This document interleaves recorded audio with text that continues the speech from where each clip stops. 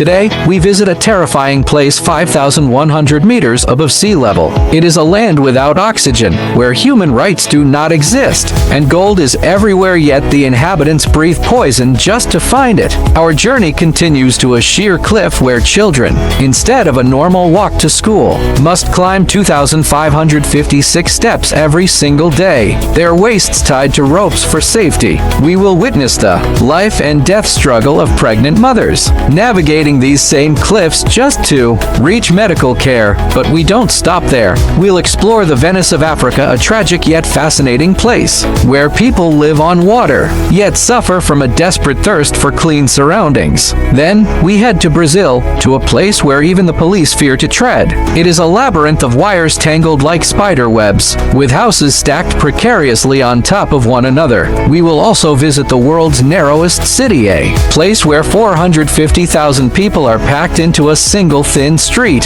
featuring buildings that stand on legs like humans. Finally, we travel to a remote island no larger than 2 football fields, where 1,200 people live in unbelievable density. Join us as we tour these hard-to-believe corners of the globe that humans call home. Stay with us.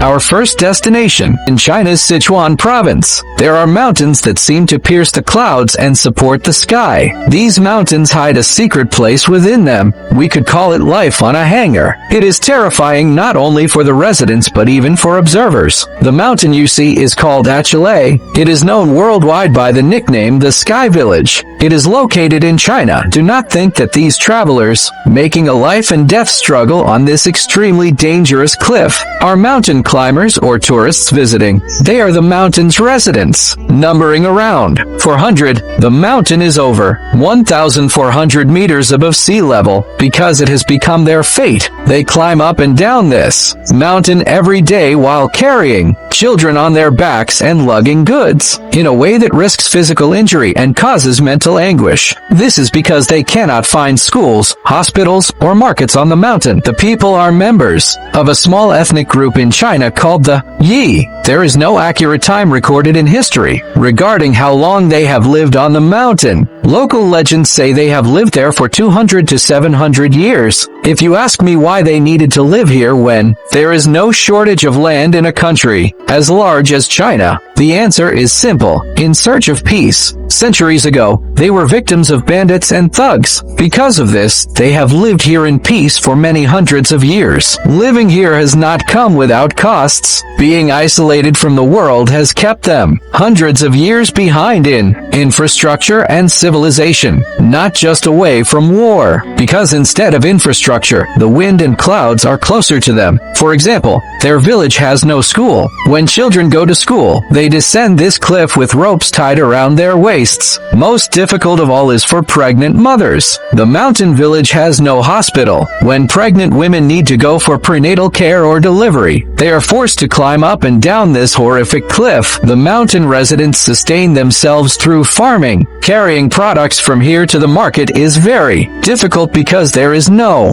market on the mountain. Consequently, the exhaustion outweighs the income they receive. Although you see it much improved today, for hundreds of years before 2016, the residents climbed up and down the mountain using wooden ladders they built themselves. When the wood rotted, the danger was equally severe. In 2016, their government built a steel ladder with 2,556 steps at a cost of 1 million yuan. However, even the new ladder did not meaningfully change the lives of the residents, other than reducing accidents. In 2020, through China's poverty alleviation program, they were built modern houses 75 kilometers away from the mountain.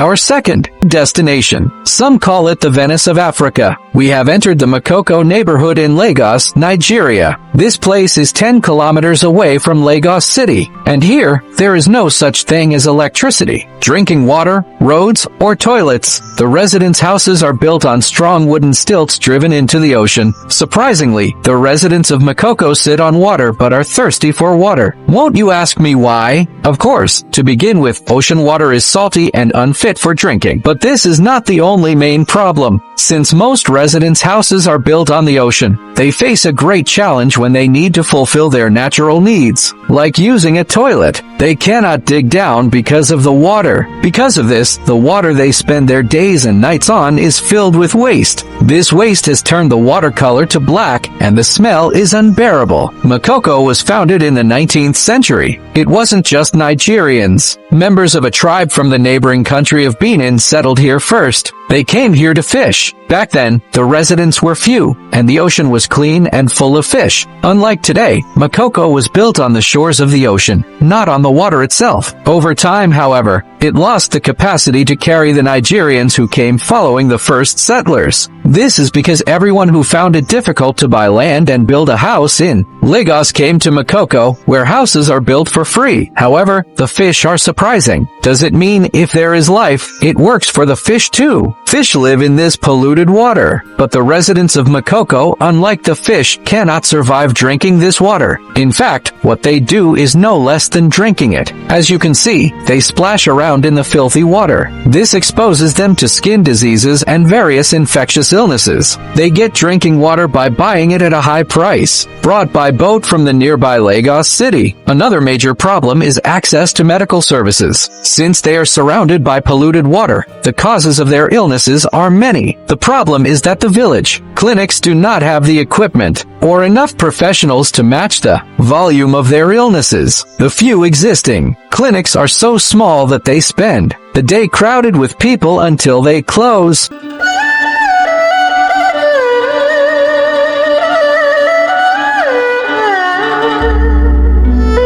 We have entered Yanjin, China. If you look at the city from below, standing under its tall buildings, you might not see the city's true and amazing face. But when you look at it from above with a drone-like view, you realize it is an amazing city with only one street, squeezed between two massive and rough mountains, 30 meters wide and 5 kilometers long. It is known as the narrowest city in the world. As if being narrow wasn't enough, part of this narrow space is covered by the Yangtze River. You might wonder, in a country as large as China, what were they thinking building all these buildings in this narrow space? But do not let the number of residents seem small to you. 450,000. Chinese people live in this narrow city that has only one thin street. This means the number of people per square meter is extremely high. The Yangtze River, which traverses the city from end to end, does not always flow peacefully, especially whenever it rains in the upper catchment of the river. The city becomes the only flood drain. Don't think the city's buildings were built tall without reason. The main reason they are built high off the ground is the danger of the river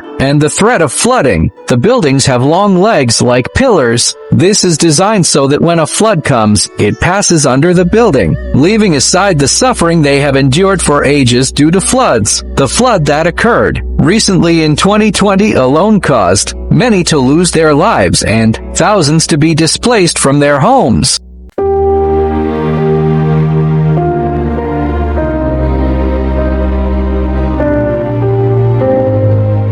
We are here too. Now we have entered Brazil. This is Favela Rocinha, located in the southern part of Rio de Janeiro. It is a place where police do not easily enter, filled with dangerous criminals and drug traffickers, and where houses are stacked one on top of the other. As you can see, they live in an extremely distressing, cramped condition with no room to move or escape. These houses were built without any engineering plan. The favela was founded around the 1930s, and the residents were job seekers coming from the rural parts of Brazil because they encountered a shortage and high cost of land in the city. They began building houses on the hills of their own accord. The piles of houses look like a layered structure on the hill where one person's roof becomes the floor for another. The roads are so narrow that cars cannot pass through them. This is why motorcycles are the main transportation option. Fortunately, the neighborhood uses electric power. The problem, however, is that because the lines are extremely complex, old, and tangled everywhere, the electricity cuts out every hour. Since many residents connect the electricity lines in their own way, thousands of wires resembling spider webs are seen hanging across the streets. Electricity interruption is a part of their daily life. Because of this, staying in the dark for days is a common thing. Surprisingly, because the electric wires hang very low from the road.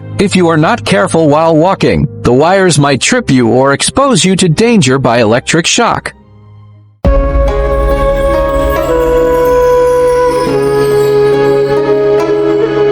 In South America, Peru, atop the Andes Mountains, sits a city 5,100 meters above sea level. It is called La Rinconada. This city is the highest permanent human settlement in the world. However, the word high applies not only to its altitude but also to its level of suffering, pollution, and lawlessness. Although it seems close enough to touch the sky, the lifestyle is worse than the darkness beneath the earth. Life in this place begins with a struggle to breathe. At this altitude, the oxygen level is half of what it is at sea level. Anyone new to the city suffers from altitude sickness. This means headaches, nausea, and extreme shortness of breath are your daily companions. For long-term residents, their lungs become strained, and their hearts beat excessively, exposing them to severe health problems. The air is always sealed in freezing temperatures below zero, because the ground is covered in ice and filled with rock. Not a single tree or plant grows there. Although the city is located near a massive glacier called La Bella Dormindi, or the Sleeping Beauty, this ice is not a source of beauty for the residents, but a source of misery. So,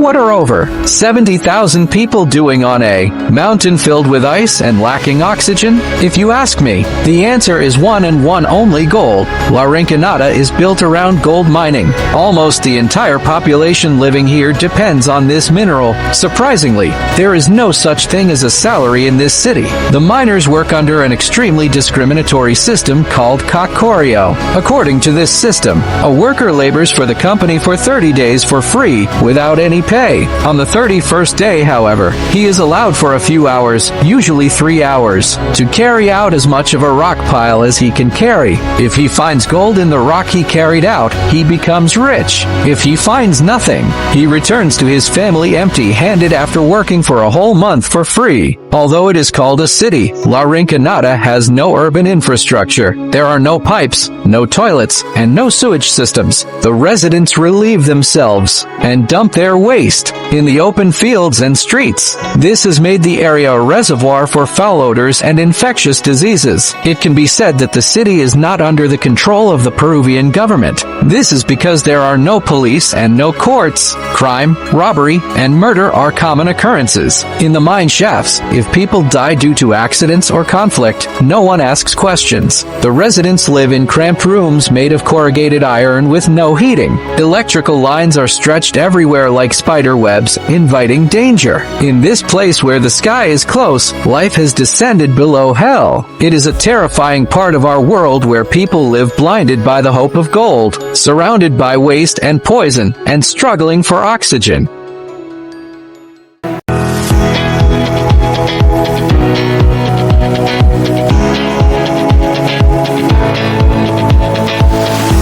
Now, we head our journey to South America and enter the Caribbean Sea in Colombia. The island you see here is called Santa Cruz del Islote. Although this island is no larger than 2 football fields, or around 10,000 square meters, it is known as the world's most crowded island, packing over 1,200 residents inside. If you don't know how this island was founded, the story begins 150 years ago. Fishermen, while doing their work on the sea, suddenly found this small coral island.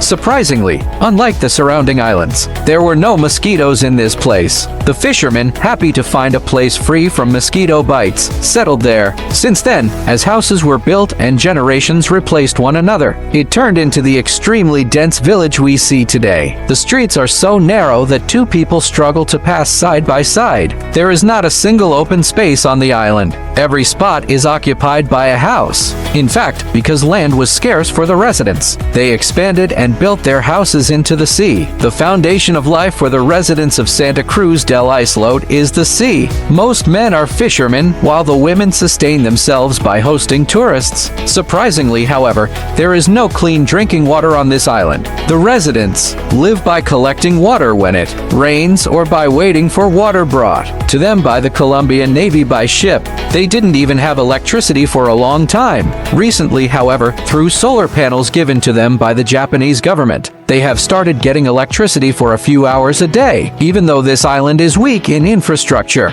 it has one very amazing thing: it's peace. There are no police on this island, no crime, and no prison. They play in the streets and on the shores of the sea without any fear. Although there is a health center and one small school on the island, it is their obligation to travel by boat to the main landmass of Colombia for education above the 10th grade or for serious medical treatment. Climate change and rising sea levels are the biggest threats to this island. Whenever the sea rises, the residents' houses fill with water. However, the residents say, "We are not going anywhere from this place." To them, this narrow island is a paradise that surpasses the whole world.